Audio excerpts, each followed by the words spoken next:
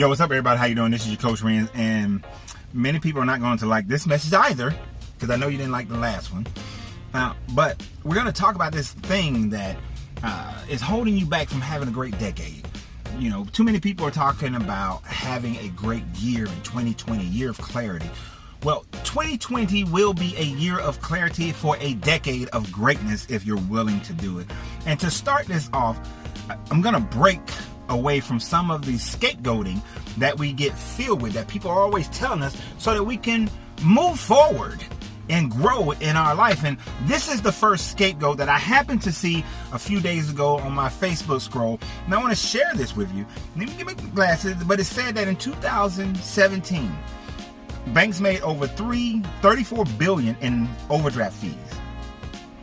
People are saying, meaning they made money from people without enough money. Here's a couple of my sponsors, then we're going to talk about this in detail. I'd like to take a moment to thank all our sponsors. For everyone on Patreon who supports this channel through your monthly donations, you are greatly appreciated. And I look forward to providing you free content as well as exclusive live video chats. You will also be able to receive discounts on products from Uncle Ren's Popcorn as well as coaching from Coach Renz. This video is also sponsored by Uncle Ren's Popcorn, where you can get 25 flavors of delicious gourmet popcorn, from salt and vinegar to strawberry cheesecake, from caramel and cheddar to bacon jalapeno, and many others like cookies and cream. I greatly appreciate everyone who supports us at Uncle Ren's Popcorn. This channel is also supported by Coach Renz, where you can not only get all your life coaching, your relationship coaching, but also get your business coaching from Coach Renz, as we teach you how to move your hobbies into a business, not a job for yourself, but a business. We also teach you life principles of leadership and meditation. So go to CoachRenz.com and support the sponsors of this channel. All right, I appreciate everybody for taking the time to subscribe to the channel. Thank you. I appreciate that. Continue to subscribe. We're going to have a great decade. But first, we got to get angry, because anger is going to get things done this year, because anger is going to change some of your minds this year so that your actions change. To continue on in this, and another person I saw, they wrote, "Isn't it disgusting that banks made $34 billion, and pretty much the same thing that was said in the previous one. But they said it's disgusting that banks made that kind of money, right? Another person wrote and said that it's kind of disgusting, and that means they literally took money from people who had no money. You know, this type of behavior is what we have to move away from. There was only one that I saw, one that I was like, okay, this person I like, and this is how we're going to look at this today. We're going to look at this from this perspective, where it says in 2017, banks made $34 billion in overdraft fees, meaning they took money from people without money. Don't like that part. But what I love is the last part. You can either A, continue being used as pawns for banks to make duplicate money off of, or B, learn what banks are doing and take the control back into your hands. Your decision. That one I can get with. You know why? Because the onus is on you. It's really about you. It's your situation. You're creating this. The bank is not tricking you. People say this is so disgusting, as if the bank is tricking you. How is the bank tricking you? The bank set up a system, and let's get an understanding of how banks work first. The bank set up a system that says that, hey, we can hold your money in security. We'll insure it with the FDIC. We will ensure that your money is there. They have rules and regulations that however much money they have in deposit, they have to have a certain amount on cash on hand. They can borrow a certain amount from the Federal Reserve. All these things play a part. They say if we hold your money, we can loan out your money to other people at an interest rate so that the bank can make money. Now, what the bank is also saying is that if you spend more money than what you have in our bank, then we're going to charge you fees. You know this up front. So how are they tricking you? Why is it disgusting if you know this up front? And let's be honest, most people who don't have that much money aren't using banks. I see it all the time. They're paying for things in cash. They have these cards that you just refill every time you get paid. Most of these people don't, a lot of people don't have a bank account, period. But what the bank says is, if you have 10 apples and you give it to us, we guarantee that we will have your 10 apples. You're giving us your 10 apples so that we can keep it secure. You're giving us your 10 apples so that you can go out and we're going to give you this card or give you this checkbook, and you can go out and you can spend your 10 apples at other vendors who will accept it. And we've made arrangements and agreements with these vendors to accept it. But the bank told you if you spend 11 apples, we're going to charge you 35 apples. We're going to charge you 29 apples. So don't do it. Because what the bank knows is everybody knows how to do two things: add and subtract. Even a small child knows add and subtract. If you have 10 of something and you give 5 away, then you know you do not have 10 anymore. You only have 5 left, so you cannot promise somebody 6. It's adding and subtracting. They're not asking you to do fractions. They're not asking you to do percentages. They're not asking you to do algebra or trigonometry or calculus or any other type of quantum physics formulations.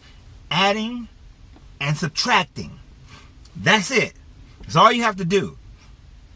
So how is it disgusting? How are they taking money from people who don't already have enough money? Did the bank set the person up so that they make the money that they make? No. Did the bank tell the person to go rent the apartment, rent the house, buy the apartment, buy the clothes, buy the food, buy the car, buy whatever they're buying? Did the bank tell you what to go buy and force you to go buy it? No. Did the bank have anything to do with how a person spend their money? No. All they provide for you is a system in which you can utilize cards or IOUs called checks in order for you to do so. Now, if you break the rules that you agreed to, how is that the bank's fault? It's not. In order for 2020 to have a great decade, let me put it this way. In order for us to have a great decade, we do have to use 2020 vision in order to recognize what is and what is not. Everybody who does my financial freedom program, who does my financial alchemy program, the first thing that we talk about is a budget. A budget. One of the first rules to developing wealth is to have a budget. Within that rule, it is getting to a point where you only live on 70% of what you make. If you're only living on 70% of what you make, you will not incur overdraft fees. Why? Because you're never spending more money than you have. If you are in this situation, you cut back, you reduce your standard of living until you get rid of some of your debt, until and you may not go out all the time. You may not be able to buy all the clothes you want. You may have to change the car. You may have to do a lot of things in order for you to not spend over 100% of what you make. But taking the process to do so. The first time that I had to do it, it was circa 1991. And at the time frame, I was leveraged at 110, 112%. It took me almost 3 years to get to 70%. We have to have the patience. Many people are saying 2020, a year of clarity. This is going to be my year. You said this is going to be your year every year. But let's change that. We're going to start saying, and we're going to believe in, and we're going to work towards, this is going to be my decade. Not my year, my decade. One good year will not make a great life for you. Let me put it.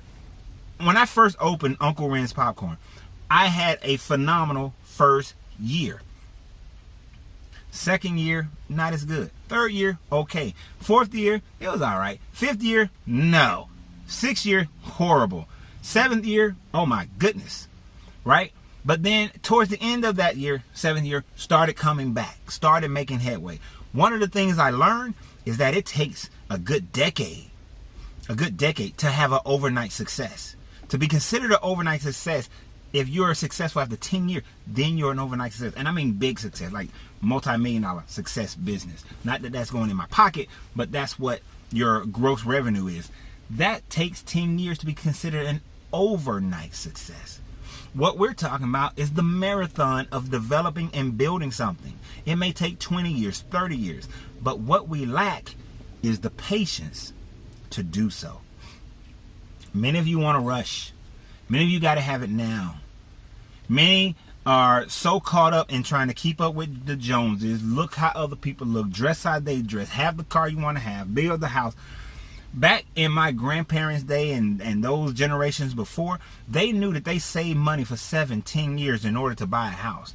In today's world, we don't want to save at all to buy a house. We just expect to go and get this loan or that loan. Let me run to this special program or that special program because I have to have it right now. I don't have the patience to build something solid. I want this thing built on sand. I don't want this thing built with no foundation whatsoever. If you're trying to buy a house or build a business and you can't budget your money so that you're not paying overdraft fees, you're building a business or a house on zero foundation. And a house built on zero foundation will always fall. It will crumble. It will fall on top of your head, and then you're going to whine and complain and moan about why did my house crash on me, and the government needs to, and these cruel, evil banks and all these rich people are taking advantage of me. No, you took advantage of yourself from the very beginning. Oh, that's not going to sit well. That is not going to sit well.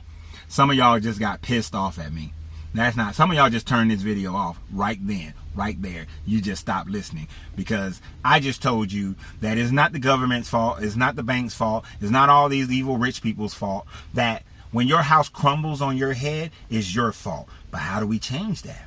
We have to change that by changing who we are, how we function in this world. This is why I'm telling you, if you're trying to have financial wealth, financial freedom, you first got to get on a budget. You got to follow the rules of success. You're trying to play a game in a fashion that is not compatible for success in the game. You're trying to put your lead off. You're trying to make your cleanup hitter your lead off hitter. That doesn't work. That doesn't work. There's a reason why that person bats fourth. Because if the first three guys get on base, you want that cleanup guy who can get the grand slam. Because it only takes, think about it, a person who's a great batter has a batting average of like 370, 360. And that's a great batter. That means they only hit the ball 3 out of 10 times. You only have to be successful 3 out of 10 times. But you're too impatient to do so.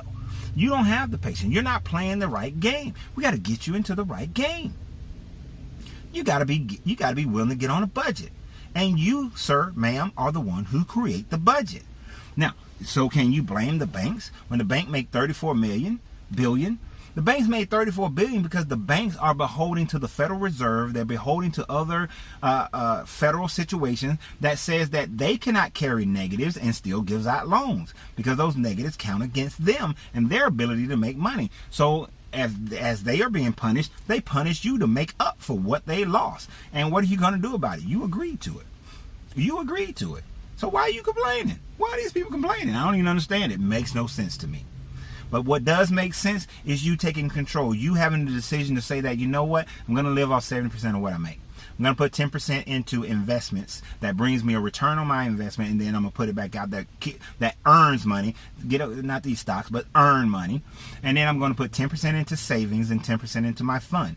I'll run out of fun money. It's time for me to be creative and go have fun a different way. But until you do such a thing, you're always going to be on the losing end of the stick. And that's just the first step. You got to learn how to invest, what types of things to invest in. That's just the second step. The third step, how to control your emotions when it comes to situations that you want to buy something, controlling your desires. That's another step. You have to go through these mental and physical and financial steps in order to be successful. But instead, we want to complain and bitch and moan about the fact, and I probably shouldn't have said it that way, about the fact that the banks made 34 billion on overdraft fees. And we say these people don't have enough money. True, some people, a lot of people, certain classes of people, the game is stacked against you. If you was born in poverty, you have a harder way to go. If you're a melanated person in a Western culture, you have a harder way to go. If you are of an oppressed tribal group or whatever in any country, you have a harder way to go. This is true. But it doesn't mean you can't be successful. If the person next to me starts out with $1,500 on the Monopoly board and I start out with $300 on the Monopoly board, yeah, they got a greater advantage, a greater start. But it doesn't mean I can't compete. It doesn't mean I can't win. When I was a sales manager at New Horizons Computer Learning Center, I used to tell the new guys, like, hey, Joel over there may only need to call 10, 15 people to be competitive in this contest. And you, because you're new, you may have to call 50, 60, 100 people to be competitive in this contest. But at the end of the day, if you're willing to call those 50, 60 people, if you're willing to follow the process, then you still have a chance at beating Joel in this contest. So don't let Joel, the fact that he's been here for 7 years, deflate you into thinking that you're not going to be able to win. No, you can win. You can still win. You just have to be willing to put forth the extra effort in order for you to win, because you haven't been there and you haven't been playing this game as long. And so, yeah, he starts out a little differently than you're starting out. That's just life. That's just life. So if you're going to play this game, you have to play it. The place that I'm working at right now, when I came into the floor, I said that who's number one?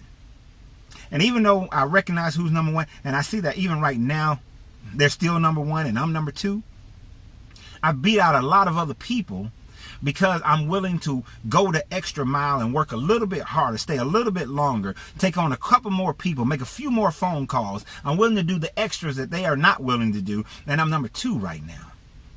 And then the number one guy, he's still doing all the extra, which shows me why he's number one. But I'll soon catch him. He's not that far ahead. But it's all about being willing to do the extra to get there. Are you willing to do the extra to get there? Are you willing to tell people no? Are you willing to find out who's holding you back and have that conversation with them where you let them know that this attitude, this behavior, this energy that you're bringing to me is holding me down, holding me back? And yes, that may be your spouse.